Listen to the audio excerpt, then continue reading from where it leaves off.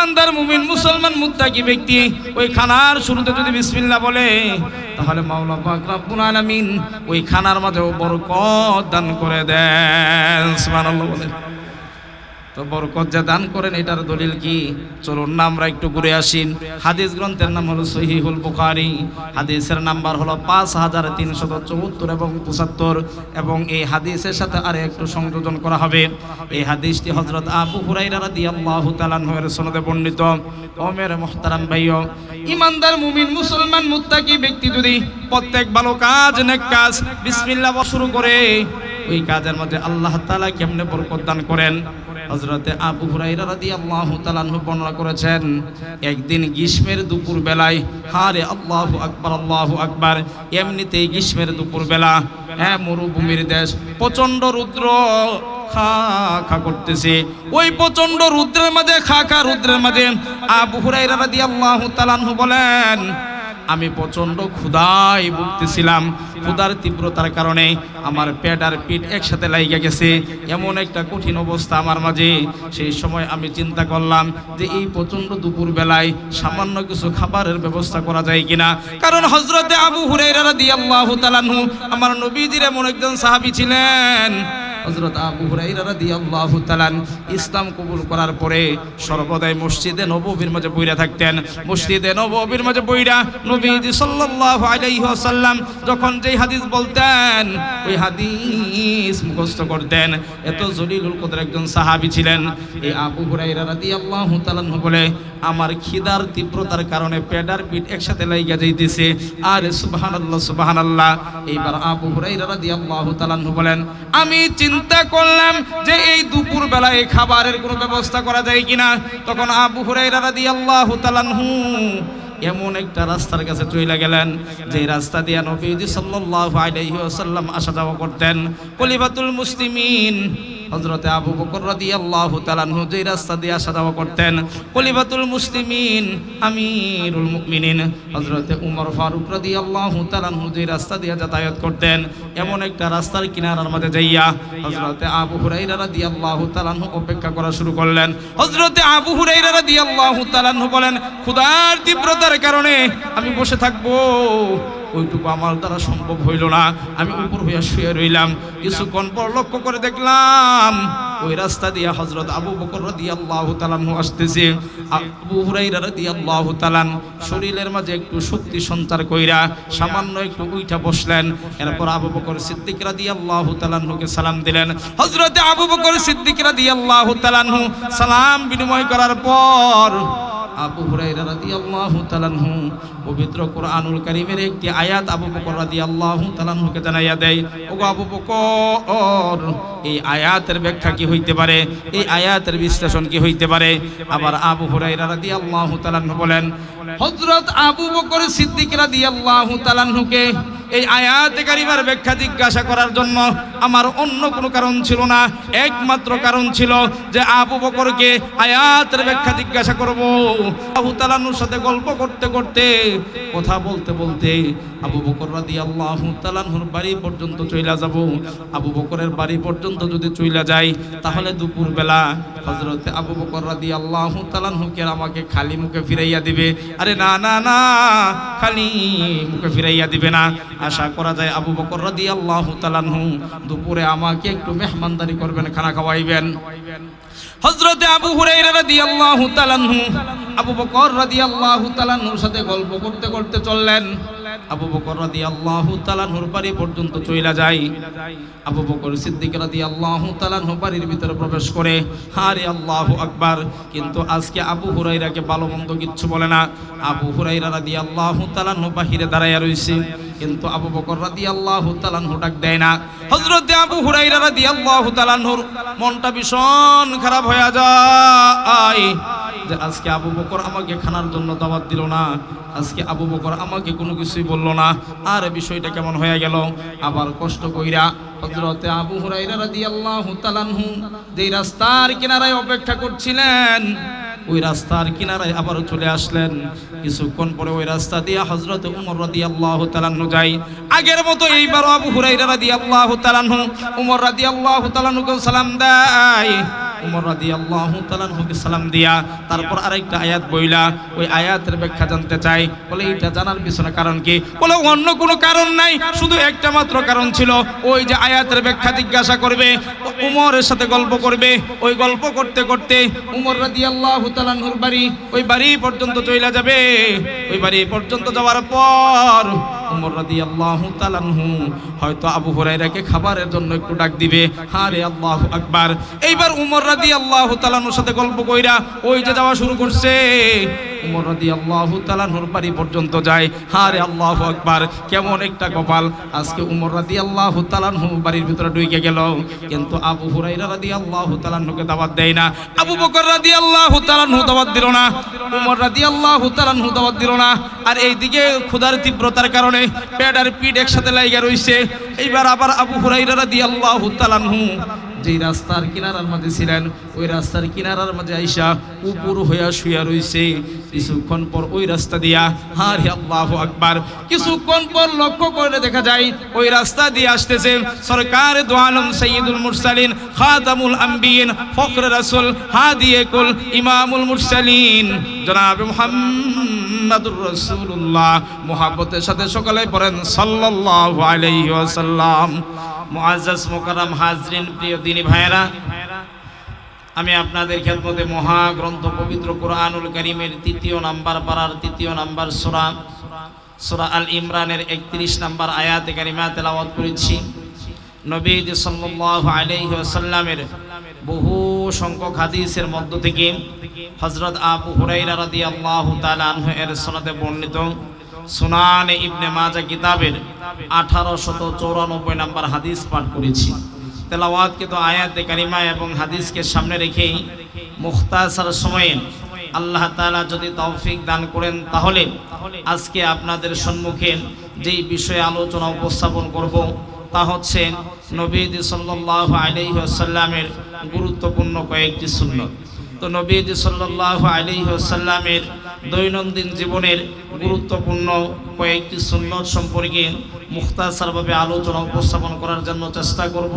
আল্লাহ তাআলা আমাকে ইখলাসের সাথে কথাগুলো উপস্থাপন করার তৌফিক দান করুন এবং আপনাদেরকেও কথাগুলো আমলের নিয়তে শ্রবণ করার তৌফিক দান করুন। সকলে মুহাব্বতের সাথে বলুন আমিন। সম্মানিত সুধীপ্রিয় দিনী ভাইয়েরা, তাই প্রাসঙ্গিক ভূমিকাকে আর দীর্ঘায়িত না করে মূল আলোচনায় শুরু করা যাক। আজকে আপনাদের সম্মুখে প্রথমে যেই টপিক সম্পর্কে, প্রথমে যেই সুন্নত সম্পর্কে আলোচনা উপস্থাপন করব, এই সুন্নতটির নাম হচ্ছে মিসওয়াক। মুসলমানদের দৈনন্দিন জীবনের অত্যন্ত গুরুত্বপূর্ণ একটি সুন্নত। এই সুন্নতের নাম হলো মিসওয়াক। তো এই মিসওয়াকের সুন্নত নবীজি সাল্লাল্লাহু আলাইহি ওয়াসাল্লাম অত্যন্ত গুরুত্বের সাথে দৈনন্দিন আদায় করেছেন। তো নবীজি সাল্লাল্লাহু আলাইহি ওয়াসাল্লাম এই মিসওয়াকের সুন্নতের ব্যাপারে এত বেশি গুরুত্ব আরোপ করেছেন, এত বেশি গুরুত্ব আরোপ করেছেন যে অন্যান্য সুন্নতের চাইতে মিসওয়াককে সবসময় বেশি প্রাধান্য দিয়েছেন। সুবহানাল্লাহ বলে। তো মেরে মুহতারাম ভাইও, তো মিসওয়াকের সুন্নত কত গুরুত্বপূর্ণ এই ব্যাপারে এখন আপনাদের সম্মুখে দুটি হাদিস উপস্থাপন করব। প্রথম যে হাদিসটি উপস্থাপন করব, হাদিস গ্রন্থের নাম হচ্ছে সুনানে ইবনে মাজাহ, হাদিসের নাম্বার হলো 289। এই হাদিসটি হযরত আবি উমামা বাহিলী রাদিয়াল্লাহু তাআলা আনহু এর সনদে বর্ণিত। মেহেরবানি করে নবীজির হাদিস সকলে মুহাব্বতের সাথে শুনবেন ইনশাআল্লাহ। عن أبي أمامة الباهلي رضي الله تعالى عنه قال قال النبي الصادق المصدوق صلى الله عليه وسلم ওমের মুহতারাম ভাইও, আমার নবীজি সাল্লাল্লাহু আলাইহি ওয়াসাল্লামের দৈনন্দিন জীবনের অত্যন্ত গুরুত্বপূর্ণ একটি সুন্নত আমল ছিল মিসওয়াকের আমল। আর সুবহানাল্লাহ সুবহানাল্লাহ, আমার নবীজি সাল্লাল্লাহু আলাইহি ওয়াসাল্লাম মিসওয়াকের সুন্নতের ব্যাপারে এত বেশি গুরুত্ব আরোপ করেছেন। আসুন না এই হাদিসটি আমরা শুনি। হযরতে আবু উমামা বাহিলী রাদিয়াল্লাহু তাআলা আনহু বর্ণনা করেছেন, সরকারে দু আলম সাইয়্যিদুল মুরসালিন খাতামুল আম্বিয়িন ফখরে রাসূল হাদিয়ে কুল ইমামুল মুরসালিন জনাব মুহাম্মাদুর রাসূলুল্লাহ। সকলে আরেকটা বার পড়েন সাল্লাল্লাহু আলাইহি ওয়াসাল্লাম। নবীজি ইরশাদ করেছেন, তাসাওয়াকু ফাইন্নাস সিওয়াক মাদহারাতুল লিল ফাম ওয়া মারদাতুল লিররাব। তাসাওয়াকু, তোমরা মিসওয়াক করো। ও উম্মতরা, তোমরা বেশি থেকে বেশি মিসওয়াক করো। ফাইন্নাস সিওয়াক, কেননা মিসওয়াক করার মাঝে রয়েছে মাদহারাতুল লিল ফাম, মুখের পবিত্রতা, ওয়া মারদাতুল লিররাব, এবং মিসওয়াক করার মাধ্যমে মাওলা পাক রব্বুল আলামিন আল্লাহ তাআলার সন্তুষ্টি হাসিল হয়। সুবহানাল্লাহ বলেন। এরপর নবীজি সাল্লাল্লাহু আলাইহি ওয়াসাল্লাম ইরশাদ করেছেন, জাআনি জিবরাইল আলাইহিস সালাতু ওয়াসসালাম আওসানি বিসওয়াক। হযরত জিবরাইল আলাইহিস সালাতু ওয়াসসালাম যখনই আমার কাছে আগমন করেছেন, তখনই হযরত জিবরাইল আলাইহিস সালাতু ওয়াসসালাম আমাকে মিসওয়াক করার ব্যাপারে আদেশ করেছেন, গুরুত্ব আরোপ করেছেন, উৎসাহিত করেছেন। এরপর নবীজি সাল্লাল্লাহু আলাইহি ওয়াসাল্লাম বলে, ও মিয়ারা শুনো শুনো শুনো, হযরত জিবরাইল আলাইহিস সালাতু ওয়াসসালাম মিসওয়াকের ব্যাপারে এত বেশি গুরুত্ব আরোপ করেছেন, মিসওয়াকের ব্যাপারে জিবরাইল আলাইহিস সালাম আমাকে এত বেশি উপদেশ দিয়েছে যে আমি ধারণা করতেছিলাম যে মিসওয়াকের আমল হয়তো আমার উপরে এবং আমার উম্মতের উপরে ফরজ করে দেওয়া হবে। এরপর নবীজি সাল্লাল্লাহু আলাইহি ওয়াসাল্লাম বলে, আমি যদি আমার উম্মতের জন্য কষ্ট মনে না করতাম, তাহলে আমার উম্মতের জন্য মিসওয়াকের আমলকে ফরজ করে দিতাম। সুবহানাল্লাহ। আমার মুহতারাম ভাইও, মিসওয়াকের গুরুত্ব সম্পর্কে এখন আসুন দ্বিতীয় নাম্বার হাদিস। হাদিস গ্রন্থের নাম হলো মুসনাদে আহমদ, হাদিসের নাম্বার হলো 2256। এই হাদিসটি হযরত আব্দুল্লাহ ইবনে আব্বাস রাদিয়াল্লাহু তাআলা আনহু এর সনদে বর্ণিত। আনা আব্দুল্লাহ ইবনে আব্বাস রাদিয়াল্লাহু তাআলা আনহু قال قال النبي الصادق المصدوق সাল্লাল্লাহু আলাইহি ওয়াসাল্লাম। হযরত আব্দুল্লাহ ইবনে আব্বাস রাদিয়াল্লাহু তাআলা আনহু বর্ণনা করেছেন, সরকার দু আলম নবীজি সাল্লাল্লাহু আলাইহি ওয়াসাল্লাম ইরশাদ করেছেন, লাকাদ উমিরতু বিসওয়াক, আমাকে মিসওয়াকের ব্যাপারে এত বেশি পরিমাণে গুরুত্ব আরোপ করা হয়েছে, হাত্তা জানান্তু আন্নাহু সায়ানজিলু বি, তো আমি ধারণা করে নিচ্ছিলাম যে মনে হয় মিসওয়াকের ব্যাপারে মাওলা পাক রব্বুল আলামিন আল্লাহ সুবহানাহু ওয়া তাআলা হয়তো আয়াত নাজিল করে দিবেন। সুবহানাল্লাহ। মিসওয়াক এত গুরুত্বপূর্ণ একটি আমল। তোমার মুহতারাম ভাইও, তো মিসওয়াক এত গুরুত্বপূর্ণ একটি আমল, এই গুরুত্বপূর্ণ আমলটি আমার নবীজি সাল্লাল্লাহু আলাইহি ওয়াসাল্লাম নিজে কিভাবে আমল করতেন, আসুন এই ব্যাপারে আমরা শুনে আসি। ওমের মুহতারাম ভাইও, মিসওয়াকের এই গুরুত্বপূর্ণ আমল আমার নবীজি সাল্লাল্লাহু আলাইহি ওয়াসাল্লাম যেইভাবে আমল করতেন, এক নাম্বার, নবীজি সাল্লাল্লাহু আলাইহি ওয়াসাল্লাম যখন বাহির থেকে বাড়ির মাঝে আসতেন, সর্বপ্রথম মিসওয়াকের আমল করতেন। নবীজি সাল্লাল্লাহু আলাইহি ওয়াসাল্লাম রাতের বেলা যখন ঘুমানোর জন্য যাইতেন, তখন মিসওয়াকের আমল করতেন। তিন নাম্বার, নবীজি সাল্লাল্লাহু আলাইহি ওয়াসাল্লাম ওযুর পূর্বে এবং গোসলের পূর্বে মিসওয়াকের আমল করতেন। পাঁচ নাম্বার, নবীজি সাল্লাল্লাহু আলাইহি ওয়াসাল্লামের হায়াতের জিন্দেগীর সর্বশেষ আমল, এই আমলটার নাম ছিল এই মিসওয়াকের আমল। এখন আসুন এক নাম্বার আমলের দলিল। নবীজি সাল্লাল্লাহু আলাইহি ওয়াসাল্লাম যখন বাহির থেকে বাড়ির ভিতরে আসতেন, সর্বপ্রথম মিসওয়াকের আমল করতেন। এই ব্যাপারে আপনাদের সামনে একটি হাদিস উপস্থাপন করব। হাদিস গ্রন্থের নাম হলো সহিহুল মুসলিম, হাদিসের নাম্বার হলো 253। এই হাদিসটি হযরত মিকদাম ইবনে সুরাই রাহমাতুল্লাহি আলাইহি এর সনদে বর্ণিত। হযরত মিকদাম ইবনে সুরাই রাহমাতুল্লাহি আলাইহি বলেন, উম্মাহাতুল মুমিনিন আম্মা জান আয়েশা সিদ্দিকা রাদিয়াল্লাহু তাআলা আনহাকে জিজ্ঞাসা করা হলো, ওগো উম্মাহাতুল মুমিনিন, নবীজি সাল্লাল্লাহু আলাইহি ওয়াসাল্লাম যখন বাহির থেকে বাড়ির ভিতরে প্রবেশ করেন, সর্বপ্রথম নবীজি সাল্লাল্লাহু আলাইহি ওয়াসাল্লাম কোন আমলটি করতেন? আম্মা জান আয়েশা সিদ্দিকা রাদিয়াল্লাহু তাআলা আনহা জানায়া দেয়, ও মিয়া শুনো শুনো শুনো, নবীজি সাল্লাল্লাহু আলাইহি ওয়াসাল্লাম বাহির থেকে যখন বাড়ির ভিতরে প্রবেশ করতেন, সর্বপ্রথম নবীজি সাল্লাল্লাহু আলাইহি ওয়াসাল্লাম মিসওয়াকের আমল করতেন। জোরে সুরে বলেন সুবহানাল্লাহ। এরপরে আসুন দ্বিতীয় নাম্বার। নবীজি সাল্লাল্লাহু আলাইহি ওয়াসাল্লাম রাতের বেলায় যতক্ষণ না মিসওয়াক করতেন ততক্ষণ পর্যন্ত ঘুমাইতে যাইতেন না। তো এই কথার এভিডেন্স কি, এই কথার দলিল কি? হাদিস গ্রন্থের নাম হলো মুসনাদে আহমদ, হাদিসের নাম্বার হলো 5969 নাম্বার হাদিস। এই হাদিসটি হযরতে আব্দুল্লাহ ইবনে উমর রাদিয়াল্লাহু তাআলা আনহু এর সনদে বর্ণিত। আন আব্দুল্লাহ ইবনে উমর রাদিয়াল্লাহু তাআলা আনহু قال জলিলুল কদর সাহাবী হযরতে আব্দুল্লাহ ইবনে উমর রাদিয়াল্লাহু তাআলা হাদিস বর্ণনা করেছেন, আন্না রাসূলুল্লাহ সাল্লাল্লাহু আলাইহি ওয়াসাল্লাম কানা লা ইয়ানাম ইল্লা ওয়াসওয়াক ইনদাহু। নবীজি সাল্লাল্লাহু আলাইহি ওয়াসাল্লাম ঘুমানোর জন্য যাইতেন না যতক্ষণ না সময় পর্যন্ত নবীজি মিসওয়াকের আমল করতেন। আর নবীজি সাল্লাল্লাহু আলাইহি ওয়াসাল্লাম মিসওয়াকের আমল করার পর ওই মিসওয়াকটা বিছানার উপরে বালিশের কাছে রেখে তারপরে ঘুমাইতেন। এরপর নবীজি সাল্লাল্লাহু আলাইহি ওয়াসাল্লাম যখন ওই ঘুম থেকে জাগ্রত হইতেন সর্বপ্রথম নবীজি সাল্লাল্লাহু আলাইহি ওয়াসাল্লাম মিসওয়াকের আমল করতেন। সুবহানাল্লাহ।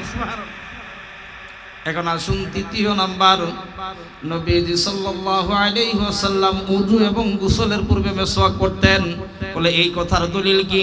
হাদিস গ্রন্থের নাম হলো সুনানে আবু দাউদ, হাদিসের নাম্বার হলো 57 নাম্বার। এই হাদিসটিও আম্মা জানা আয়েশা সিদ্দিকা রাদিয়াল্লাহু তাআলা আনহা এর সনদে বর্ণিত।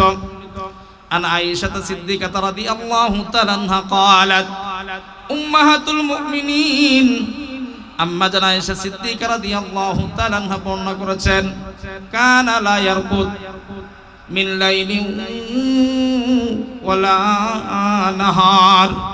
নবীজি সাল্লাল্লাহু আলাইহি ওয়াসাল্লাম দিনের বেলা হোক অথবা রাতের বেলায় হোক যেই সময় ঘুম থেকে জাগ্রত হতেন সর্বপ্রথম মিসওয়াকের আমল করতেন। ওয়া আইয়াতাসাওয়াকা ক্বাবলা আইয়াতা আর নবীজি সাল্লাল্লাহু আলাইহি ওয়াসাল্লাম মিসওয়াক করার পূর্বে নবীজি সাল্লাল্লাহু আলাইহি ওয়াসাল্লাম ওযু এবং গোসল করার পূর্বেও মিসওয়াকের আমল করতেন। সুবহানাল্লাহ। নবীজি সাল্লাল্লাহু আলাইহি ওয়াসাল্লামের জীবনের সর্বশেষ আমল ছিল এই মিসওয়াকের আমল। নবীজি সাল্লাল্লাহু আলাইহি ওয়াসাল্লামের হায়াতের জিন্দেগীর সর্বশেষ আমল ছিল এই মিসওয়াকের আমল। হাদিস গ্রন্থের নাম হলো সহিহুল বুখারী, হাদিসের নাম্বার হলো 4451 অর্থাৎ 4451। এই হাদিসটিও আম্মা জানা আয়েশা সিদ্দিকা রাদিয়াল্লাহু তাআলা আনহা বর্ণনা করেছেন। ও মেরে মুহতারাম ভাইও, এই হাদিসটি দিলটাকে একটু নরম করে, মনটাকে একটু নরম করে খুব সুন্দরভাবে শোনার জন্য চেষ্টা করবেন। উম্মাহাতুল মুমিনিন হযরত আয়েশা সিদ্দিকা রাদিয়াল্লাহু তাআলা আনহা বর্ণনা করেছেন। ও মেরে মুহতারাম ভাইও, উম্মাহাতুল মুমিনিন হযরত আয়েশা সিদ্দিকা রাদিয়াল্লাহু তাআলা আনহা বর্ণনা করেছেন, নবীজি সাল্লাল্লাহু আলাইহি ওয়াসাল্লাম আমার ঘরে আমার পালার দিনে আমার হুলকুম এবং সিনার মাঝে মাথা রাখা অবস্থায় আল্লাহর হাবিব সাল্লাল্লাহু আলাইহি ওয়াসাল্লাম ইন্তেকাল করেছেন। আম্মা জানা আয়েশা সিদ্দিকা রাদিয়াল্লাহু তাআলা আনহা জানায়া দেয় যে নবীজি সাল্লাল্লাহু আলাইহি ওয়াসাল্লাম যখন অসুস্থ ছিলেন তখন আমরা নবীজি সাল্লাল্লাহু আলাইহি ওয়াসাল্লামের সম্মানিত স্ত্রীগণ এক এক করে নবীজির কাছে যাইতাম এবং বিভিন্ন দোয়া পড়া নবীজিকে জারফুক দিতাম। তো আমি নবীজি সাল্লাল্লাহু আলাইহি ওয়াসাল্লামকে জারফুক করার জন্য নবীজির কাছে গেলাম। নবীজি সাল্লাল্লাহু আলাইহি ওয়াসাল্লাম ওই সময় আকাশের দিকে মাথা উঠাইলেন। আকাশের দিকে মাথা উঠাইয়া সরকারে দো আলম সাইয়্যিদুল মুরসালিন জনাবে মুহাম্মাদুর রাসূলুল্লাহ সাল্লাল্লাহু আলাইহি ওয়াসাল্লাম নবীজি আসমানের দিকে মাথা উঠাইয়া বলতেছে, আল্লাহুম্মা রাফিকাল আ'লা, আল্লাহুম্মা রাফিকাল আ'লা। মহান রবের সাথে মিলিত হইতে চাই, আমার মাওলা পাক রব্বুল আলামিন মালিকের সাথে মিলিত হইতে চাই, আমার পরম বন্ধুর সাথে মিলিত হইতে চাই। নবীজি এই কথা বলতেছেন। আম্মা জানা আয়েশা সিদ্দিকা রাদিয়াল্লাহু তাআলা আনহা বলেন, এমন সময় আমার ভাই তার নাম হলো আব্দুর রহমান ইবনে আবু বকর। আব্দুর রহমান ইবনে আবু বকর রাদিয়াল্লাহু তাআলা আনহুমা নবীজি সাল্লাল্লাহু আলাইহি ওয়াসাল্লামের রুমে প্রবেশ করলেন। সেই সময় আব্দুর রহমান এর হাতে তাজা একটি খেজুরের ডাল ছিল, অথবা সেই সময় আব্দুর রহমানের হাতে তাজা একটি মিসওয়াকের ডাল ছিল। নবীজি সাল্লাল্লাহু আলাইহি ওয়াসাল্লাম ওই তাজা মিসওয়াকের ডালের দিকে তাকাইয়া রইছে। আমি বুঝতে পারলাম সম্ভবত নবীজি মিসওয়াক করতে চাইতেছেন। তখন নবীজি সাল্লাল্লাহু আলাইহি ওয়াসাল্লামকে জিজ্ঞাসা করলাম, ইয়া রাসূলুল্লাহ, ইয়া হাবিবাল্লাহ, নবীজি আপনি কি মিসওয়াক করতে চাচ্ছেন নাকি? নবীজি সাল্লাল্লাহু আলাইহি ওয়াসাল্লাম ইঙ্গিতের মাধ্যমে বুঝাইয়া দিলেন, হ্যাঁ হ্যাঁ হ্যাঁ, আমি মিসওয়াক করতে চাইতেছি। তখন আম্মা জান আয়েশা সিদ্দিকা রাদিয়াল্লাহু তাআলা আনহা আবু বকরের ছেলে আব্দুর রহমান রাদিয়াল্লাহু তাআলা নূর হাত থেকে ওই যে কাঁচা ডাল, ওই কাঁচা ডালটা নিয়া আম্মা জান আয়েশা বলে, ওই কাঁচা ডালটা আমি নিয়া আমার মুখের ভিতরে ঢুকাইয়া আমি চিবাইয়া তারপর সুন্দর করে জারা দিয়া পরিষ্কার কইরা নবীজি সাল্লাল্লাহু আলাইহি ওয়াসাল্লামের হাতের ভিতরে দিলাম। আর নবীজি সাল্লাল্লাহু আলাইহি ওয়াসাল্লাম ওই মিসওয়াকটা নিজের মুখের ভিতরে ঢুকাইয়া নবীজি মিসওয়াক করতে লাগলেন। নবীজি এত সুন্দর করে মিসওয়াক করেছেন, আমি নবীজিকে ইতিপূর্বে এত সুন্দর করে কখনো মিসওয়াক করতে দেখি নাই। ওই দিন এত সুন্দর করে মিসওয়াক করছে। নবীজির মিসওয়াক করা শেষ হয়ে যায়, তখন নবীজি সাল্লাল্লাহু আলাইহি ওয়াসাল্লাম আস্তে আস্তে কইরা আমার সিনার মাঝে মাথা রাইখা, আমার হুলকুম এবং সিনার মাঝে মাথা রাইখা নবীজি সাল্লাল্লাহু আলাইহি ওয়াসাল্লাম আস্তে আস্তে ডলে পড়ে যায়। নবীজি ইন্তেকাল করেন। তখন আম্মা জান আয়েশা সিদ্দিকা রাদিয়াল্লাহু তাআলা আনহা বলেন, নবীজি সাল্লাল্লাহু আলাইহি ওয়াসাল্লামের এই হায়াতের জিন্দেগীর দুনিয়ার শেষ দিন আর আখিরাতের প্রথম দিন, সেই দিন আল্লাহ সুবহানাহু ওয়া তাআলা নবীজির থুতুর সাথে আমার থুতু মিশাইয়া দিলেন। সুবহানাল্লাহ। তো মেরে মুহতারাম ভাইও, নবীজি সাল্লাল্লাহু আলাইহি ওয়াসাল্লামের হায়াতের জিন্দেগীর সবচাইতে গুরুত্বপূর্ণ সুন্নতগুলির মাঝে এই মিসওয়াকের সুন্নত ছিল অত্যন্ত গুরুত্বপূর্ণ। এই মিসওয়াকের ব্যাপারে এই পর্যন্ত আপনাদেরকে কয়েকটি হাদিস শোনাইলাম। তো মেরে মুহতারাম ভাইও, আপনাদের অবগতির জন্য বলতেছি, তো নবীজির সুন্নতের উপর যদি আমরা আমল না করি ভাই, তো আমল করবে কে? কথা বলেন ঠিক কিনা? আমার কথা বুঝতে গিয়ে আপনাদের কষ্ট হচ্ছে বাপজান? যদি কষ্ট না হয় তাহলে একটু জোরে সুরে বইলেন, হানা বইলেন, মানুষ কবুলটাও এর সাথে আর একটু জোরে বলে, ঠিক না? তো মেরে মুহতারাম ভাইও, তো নবীজির সুন্নত আমরা যদি আমল না করি তো আমলটা করবে কি? তো আমি কোনো ব্রাশ কোম্পানির বিরোধিতা করতেছি না, বিষয়টি হচ্ছে তো আমাদের ঘরের ভিতরে এখন ব্রাশ পাওয়া যায়, কিন্তু আমাদের ঘরের ভিতরে কিন্তু এখন মিসওয়াক নাই। কথা বলেন না কেন? আরো জোরে বলেন। ব্রাশ করলে হবে না বা হবে ইত্যাদি ইত্যাদি, সেটা আমি বলতে চাইতেছি না, কিন্তু আমি বলতেছি নবীজি মিসওয়াকের ব্যাপারে বলছেন। তো অন্তত পক্ষে ঘরের ভিতরে, মুসলমানের ঘরের ভিতরে কোনো মিসওয়াক পাওয়া যায় না, তো বিষয়টি লজ্জা করে কিনা বলেন? প্রিয় ভাইয়েরা, আমরা চেষ্টা করবো ইনশাল্লাহ। মিসওয়াকের জন্য তো আহামরি বেশি খরচ হয় না। হ্যাঁ, গাছের কাঁচা ডাল দিয়ে আমরা মিসওয়াক তৈরি করতে পারি। বিশেষ করে আপনার এখানে মুরব্বী যারা আছেন, বাপজানেরা, প্রিয় ভাইয়েরা, বিশেষ করে মাদ্রাসার তালেব ইলম ছাত্র ভাইয়েরা, প্রিয় বাবারা, তো তোমরা যদি এই মিসওয়াকের আমল না করো, আমার নবীজির এই সুন্নত যদি তোমরা আমল না করো, তো এই সুন্নতরা আমল করবে কি? তো আপনারা এই আমল করতে রাজি আছেন তো ইনশাল্লাহ? রাজি আছেন তো ইনশাল্লাহ? ইনশাল্লাহ। প্রিয় ভাইরা, এখন আসুন দ্বিতীয় নাম্বার আরেকটি সুন্নতের ব্যাপারে আলোচনা করব। এটা হলো প্রত্যেক নেক কাজের শুরুতে, প্রত্যেক ভালো কাজের শুরুতে বিসমিল্লাহ বলে আমরা শুরু করব। কি বইলা? প্রত্যেক ভালো কাজ, প্রত্যেক নেক কাজ, প্রত্যেক গুরুত্বপূর্ণ কাজের শুরুতে আমরা বিসমিল্লাহ বলে শুরু করব ইনশাআল্লাহ। তো বিসমিল্লাহ বলে যদি কাজ শুরু করা হয়, তাহলে ওই কাজটার মধ্যে আল্লাহ সুবহানাহু ওয়া তাআলা বরকত দেন। সুবহানাল্লাহ বলবেন না? বিসমিল্লাহ বলে কাজ শুরু করলে ওই কাজের মধ্যে বরকত দেন কে? আল্লাহ। তো মেরে মুহতারাম ভাইও, বিসমিল্লাহ বলে কাজ শুরু করলে ওই কাজের মাঝে যে আল্লাহ সুবহানাহু ওয়া তাআলা বরকত দেয়। এখন আসুন এই ব্যাপারে আপনাদের সম্মুখে মুখতাসারভাবে দুই একটি হাদিস উপস্থাপন করব। প্রথমে যে হাদিসটি আপনাদের সামনে উপস্থাপন করব, হাদিস গ্রন্থের নাম হলো সুনানে ইবনে মাজাহ, হাদিসের নাম্বার হলো 1894। এই হাদিসটি জরিরুল কদর সাহাবী হযরত আবি হুরায়রা রাদিয়াল্লাহু তাআলা আনহু এর সনদে বর্ণিত।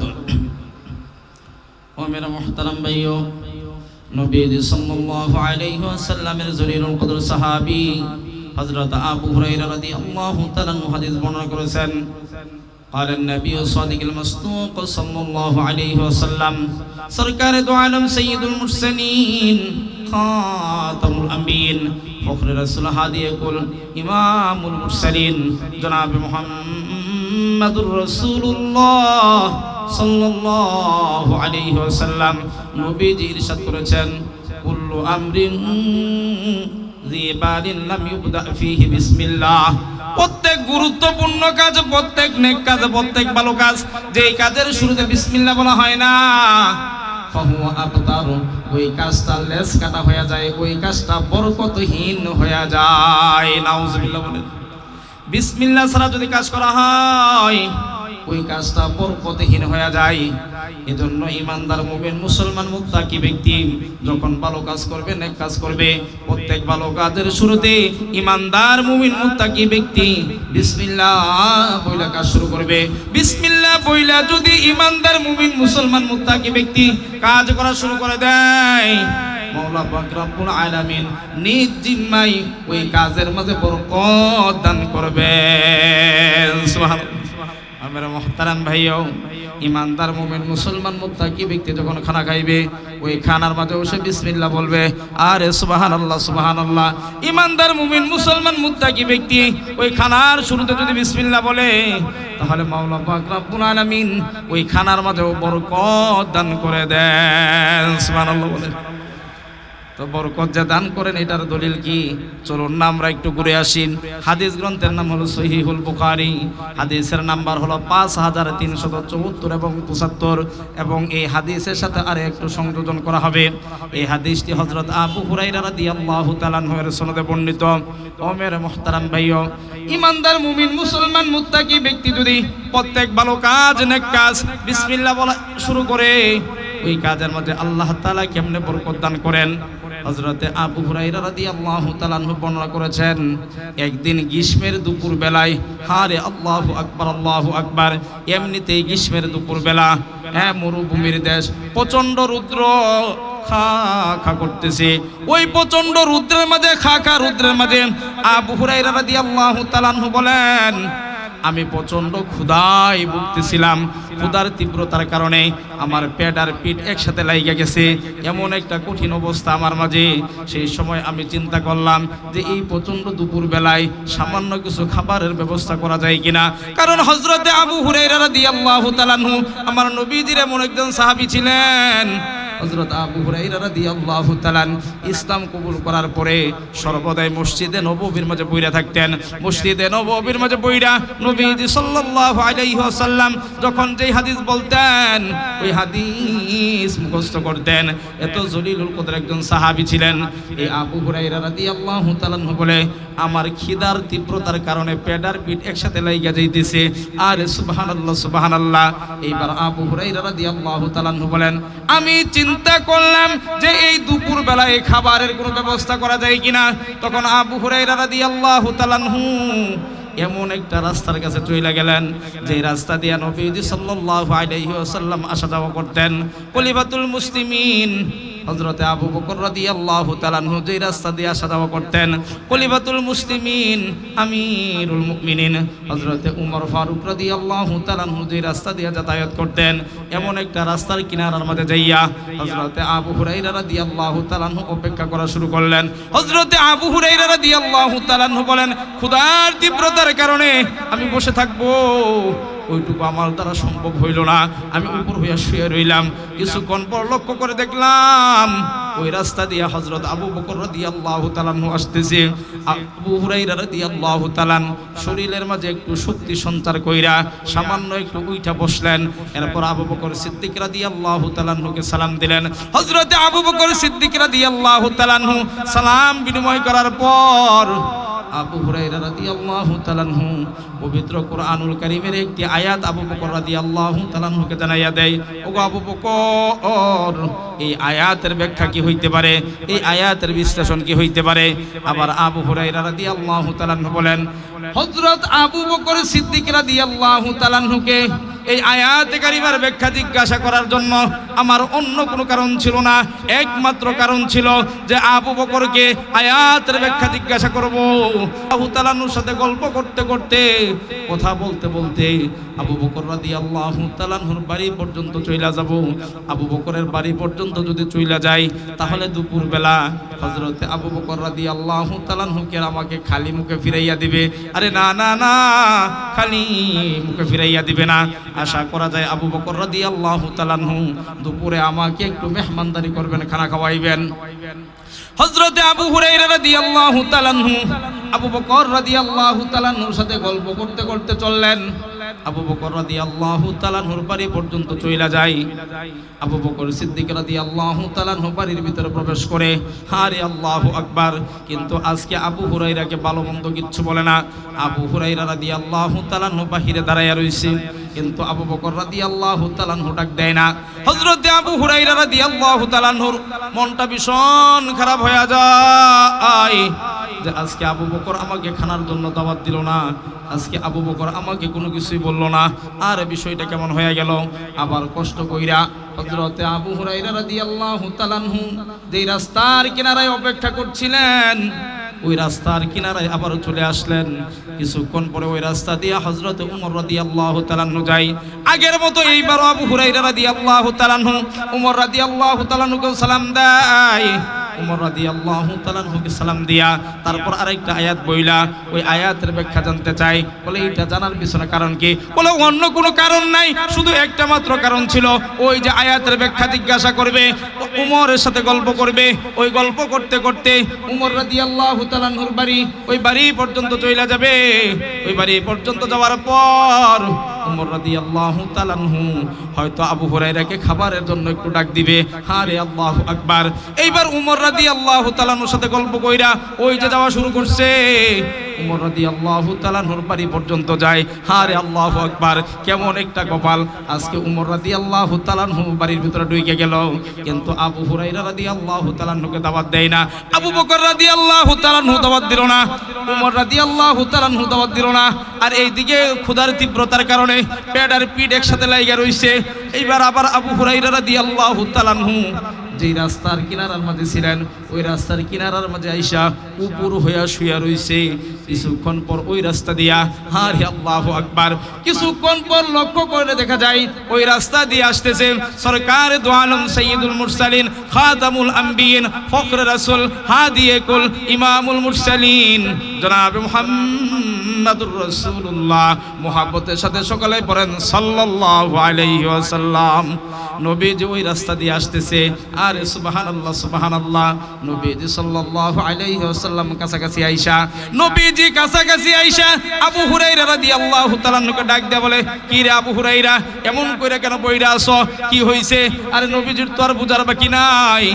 আবু হুরায়রা রাদিয়াল্লাহু তাআলা আমার নবীজি সাল্লাল্লাহু আলাইহি ওয়াসাল্লামের চেহারার দিকে তাকাইয়া, ছোট বাচ্চাদেরকে ওরা যখন কোনো কষ্ট পায়, আঘাত পায়, আর ওই সময় যখন তাদেরকে আদর করা হয় তখন কিন্তু দেখবেন ছোট বাচ্চারা কান্না করে দেয়। ঠিক তদ্রূপ ভাবে আবু হুরায়রা রাদিয়াল্লাহু তাআলা যখন নবীজি জিজ্ঞাসা করল, আবু হুরায়রা তোমার কি হইছে? আবু হুরায়রা রাদিয়াল্লাহু তাআলা চোখের পানিগুলি ছাইরা নবীজির দিকে তাকাইয়া কান্না শুরু কইরা দেয়। আরে সুবহানাল্লাহ সুবহানাল্লাহ। নবীজির আর বুঝতে বাকি না যে আবু হুরায়রার সাথে কিছু একটা করছে। এইবার নবীজি সাল্লাল্লাহু আলাইহি ওয়াসাল্লাম হযরতে আবু হুরায়রা রাদিয়াল্লাহু তাআলা কে বলে, আয় আবু হুরায়রা, আয় আয় আমার সাথে আয়। এইবার আবু হুরায়রাকে সাথে নিয়া নবীজি সাল্লাল্লাহু আলাইহি ওয়াসাল্লাম বাড়ির মধ্যে চলে গেলেন। আল্লাহ তাআলার পক্ষ থেকে মেহমানদারির ব্যবস্থা হইল। কোন একজন ব্যক্তি নবীজি সাল্লাল্লাহু আলাইহি ওয়াসাল্লামের বাড়িতে এক পেয়ালা দুধ হাদিয়া দিয়ে গেছে। সুবহানাল্লাহ বলেন। কয় পেয়ালা দুধ? এক পেয়ালা দুধ নবীজি সাল্লাল্লাহু আলাইহি ওয়াসাল্লামের বাড়ির মাঝে হাদিয়া আসছে। নবীজি সাল্লাল্লাহু আলাইহি ওয়াসাল্লাম বাড়ির মাঝে প্রবেশ করার পর ওই এক পেয়ালা দুধ যখন পাইলেন, এইবার নবীজি সাল্লাল্লাহু আলাইহি ওয়াসাল্লাম হযরত আবু হুরায়রা রাদিয়াল্লাহু তাআলাকে ডাক দিয়ে বলে, ওরে আবু হুরায়রা, আয় আয় আয়। এরপর আবু হুরাইরা যখন নবীজির সামনে যায় তখন নবীজি দুধের পেয়ালাটা দিছে। আবু হুরাইরা রাদিয়াল্লাহু তাআলা বড় খুশি হয়ে যায় যে নবীজি আমার মনের দুঃখটা বুঝছে, আরে আমাকে মনে হয় দুধ পান করার জন্য দিবে। আমার নবীজি সাল্লাল্লাহু আলাইহি ওয়াসাল্লামের মুজিজা দেখেন, আমার নবীজি সাল্লাল্লাহু আলাইহি ওয়াসাল্লাম এইবার আবু হুরাইরা রাদিয়াল্লাহু তাআলা কে বলে, আরে আবু হুরাইরা যা যা যা, আহলে সুফার সদস্য যারা আছে সবাই রে যাইয়া ডাইকা নিয়া।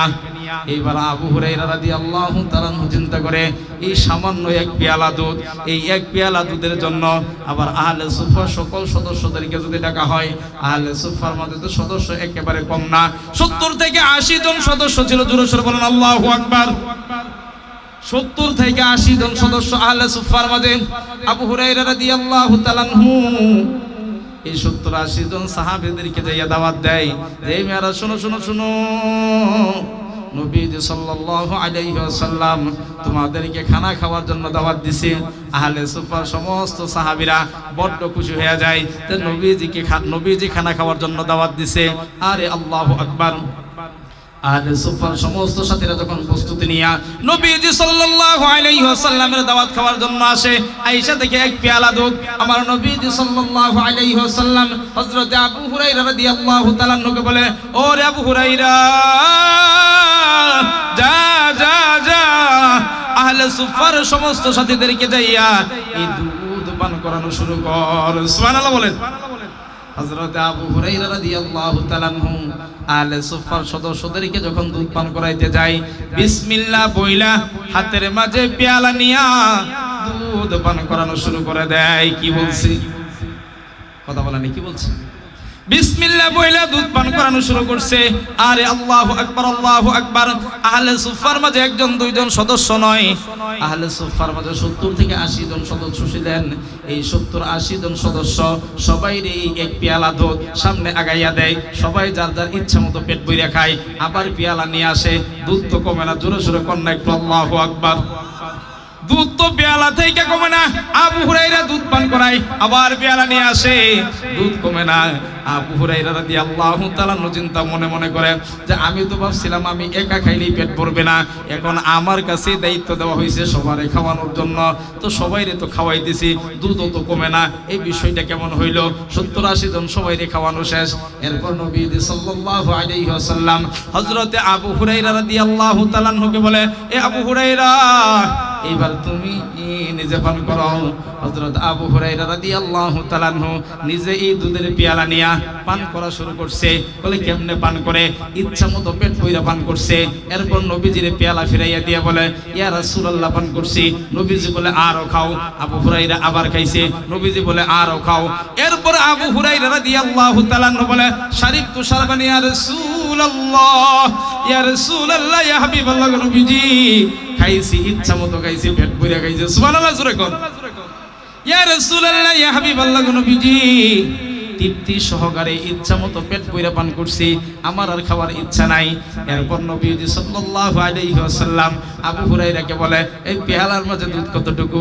আবু হুরাইরা বলে, ইয়া রাসূলুল্লাহ, ইয়া হাবিবাল্লাহ, নবীজি পেয়ালার মাঝে দুধ যতটুকু ছিল ততটুকুই এখনো আছে। আর জোরে জোরে কোন একটু সুবহানাল্লাহ। এরপর নবীজি সাল্লাল্লাহু আলাইহি ওয়াসাল্লাম ওই দুধের পেয়ালা নিয়া বিসমিল্লাহ বইলা পান করেন। সুবহানাল্লাহ। তাহলে ইমানদার মুমিন মুসলমান মুত্তাকি ব্যক্তি প্রত্যেক গুরুত্বপূর্ণ কাজে, প্রত্যেক ভালো কাজের শুরুতে কি বলবে? আর জোরে বলেন, কি বলবে? বিসমিল্লাহ বইলা যদি কাজ শুরু করা হয় তাহলে বরকত দান করবেন কে? তাহলে এই পর্যন্ত কয়টা সুন্নতের কথা বলছি? কথা কয় না, কয়টা বলছি? দুটি। এক নম্বরে মেসওয়াক। এক নম্বরে কি বলছিলাম ভাই? মেসওয়াকের কথা। আর দ্বিতীয় নাম্বার সকল ভালো কাজ বিসমিল্লাহ বলে শুরু করা।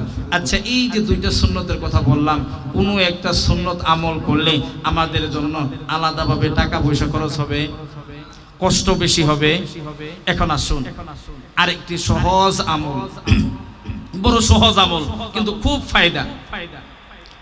আমরা ওযু করি যে নামাজ আদায় করার জন্য, ওযু করার শেষে কালিমায়ে শাহাদাত পাঠ করা।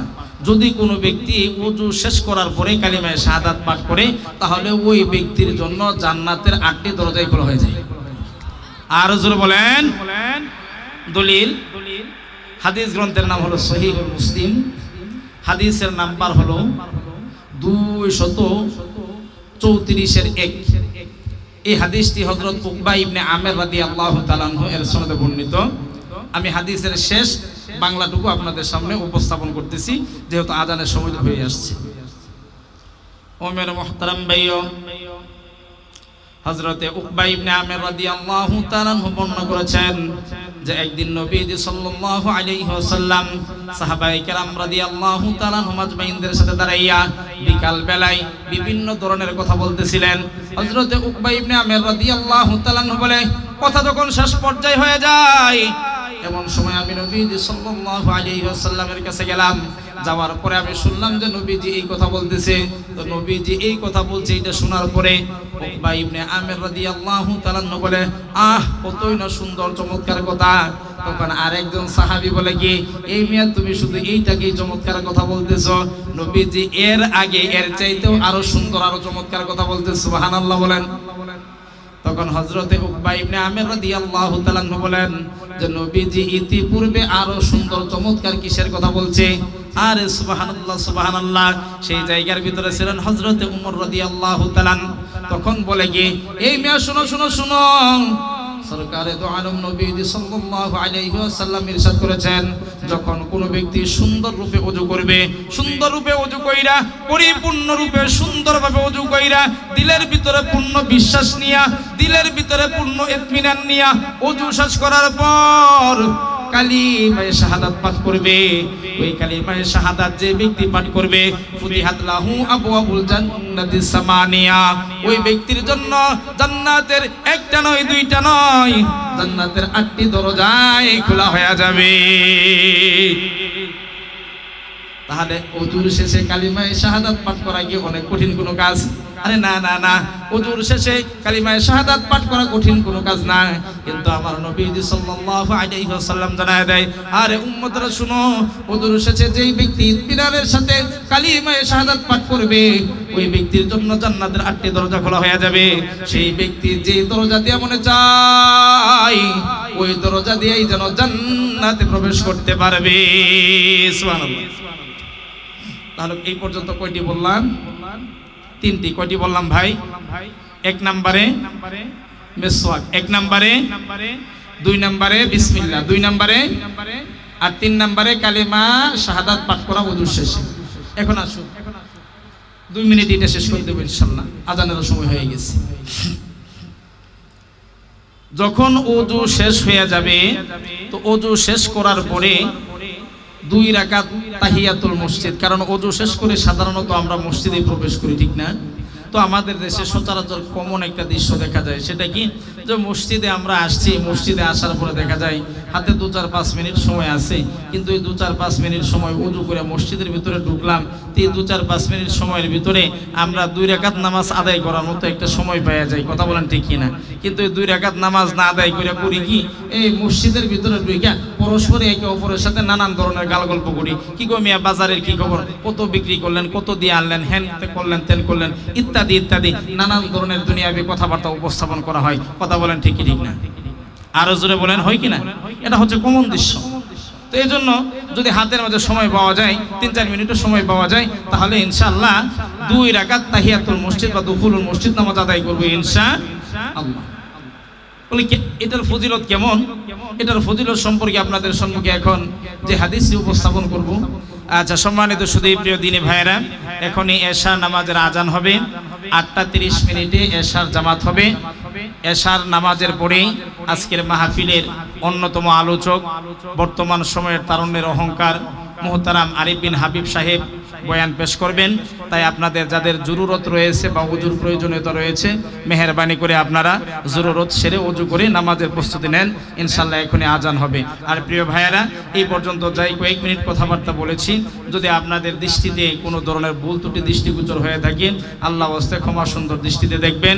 আর আমলের কথাগুলো আল্লাহ তাআলা যেন বিল খুসুস আমাকে আমল করার এবং আপনাদের সবাইকে আমল করার তৌফিক দান করে, এই কথা বলে আজকে যারা আমাকে এখানে কথা বলার সুযোগ করে দিয়েছেন, বিশেষ করে মহতারাম মাওলানা হাবিবুল্লাহ মিসবা ভাইয়ের কাছে কৃতজ্ঞতা স্বীকার করছি। আপনাদের সকলের সুস্বাস্থ্য এবং দীর্ঘায়ু কামনা করছি। এই মাদ্রাসার উত্তর আরো উন্নতি কামনা করছি।